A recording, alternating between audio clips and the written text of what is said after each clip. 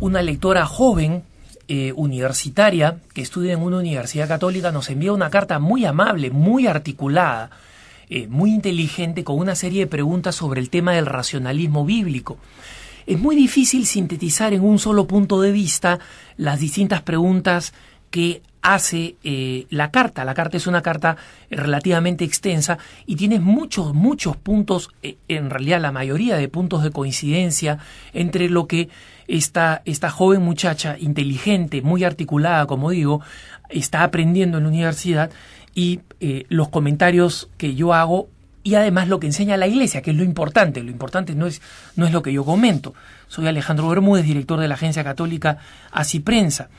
He separado la carta, que era un poco extensa, en algunos puntos que me parece importante aclarar. En primer lugar, la chica argumenta que lo que le han enseñado en clase es que, si bien hay que tener cuidado con la separación entre el Cristo de la fe y el Cristo histórico, no esta visión racionalista que separó el Cristo de la fe como un Cristo inventado por la comunidad primitiva y el Cristo histórico como un Cristo básicamente un rabino que dijo algunas cosas buenas y que enseñó el mensaje del amor, punto, ¿no? Que si bien hay que tener cuidado, esta distinción o esta separación es muy importante para el diálogo con otras culturas y otras religiones. Muy bien. Es importante señalarle a esta alumna, para su conocimiento, que ese tipo de diálogo con otras culturas y otras religiones es un diálogo que la Congregación para la Doctrina de la Fe, este año, a comienzos de año, y ya hace algunos años atrás con el documento Dominus Jesus, que recomiendo vivísimamente leer, de la Congregación para la Doctrina de la Fe, señala que es una forma falsa de diálogo. El diálogo supone la afirmación de las verdades en las que nosotros creemos. El diálogo que muchos católicos han venido realizando y el diálogo que propone el profesor que te ha enseñado, que es un profesor que yo conozco y que lamentablemente conozco desde hace mucho tiempo, mucho tiempo, más de 20 años, y que es un profesor que ha caído en los esquemas del racionalismo bíblico, ¿no? Moderado, pero ha caído en los esquemas del racionalismo bíblico. Es un tipo de diálogo que la Iglesia señala que no es el que deben tener los católicos. ¿Por qué? Porque cuando yo procuro sostener un diálogo relativista donde digo tú tienes razón y yo también, y entre comillas considero que respetar entre comillas las otras religiones es aceptar lo que esas religiones dicen, yo estoy traicionando la fe, porque los católicos creemos en la plenitud de la revelación traída por Jesucristo. Es decir, que lo que están buscando las demás religiones, nosotros ya las hemos encontrado por virtud de Jesucristo. Eso no es soberbia, no es prepotencia, no es intolerancia, no es falta de diálogo. Eso lo consideran quienes han caído en el racionalismo relativista. En consecuencia, separar al Cristo de la fe del Cristo histórico, es decir, crear una división artificial entre Cristo, es una traición al diálogo, porque en el diálogo nosotros tenemos que anunciar a Jesucristo. Y yo te recomendaría leer una cosa muy breve, el discurso del Papa en Australia recientemente, ahora que estuvo en Sydney, con las religiones no cristianas, con los miembros de distintas religiones.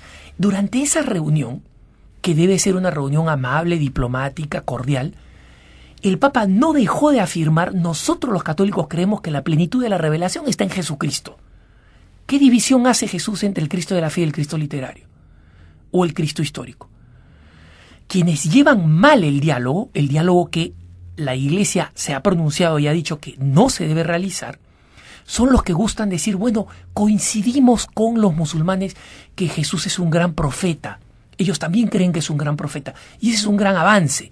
No es un avance, es una traición. Nosotros tenemos que decir a los musulmanes, Jesús no es un gran profeta. Jesús es la última revelación. Y Mahoma no es un profeta que trae la última revelación. Entonces, claro, esto es chocante, ofensivo, hay que escoger las palabras, pero no podemos dejar de predicar la verdad porque la verdad no nos pertenece. La verdad es de Jesucristo.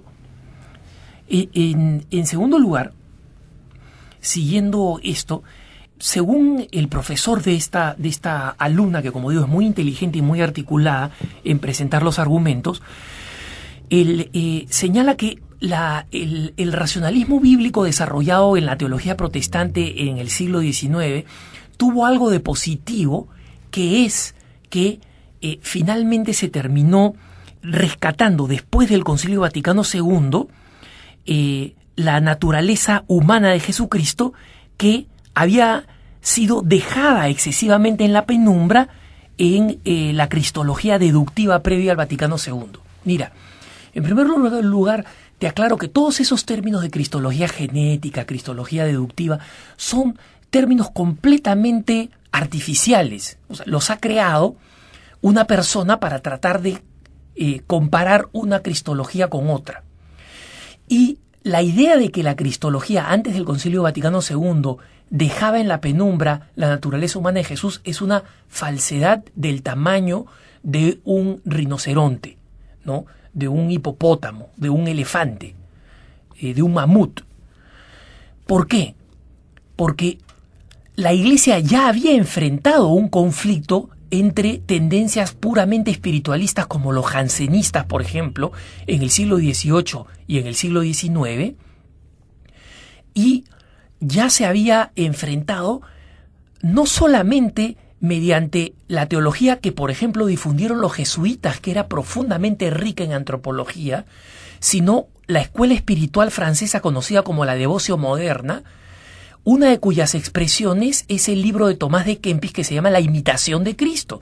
Precisamente Jesucristo es visto como alguien que se puede imitar porque es alguien que es humano, ¿no?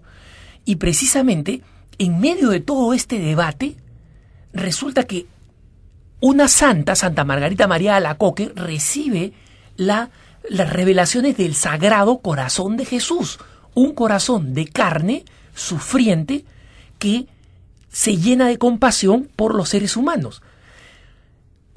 ¿Qué Jesús más humano que un Jesús que pide que le tengan devoción a su corazón,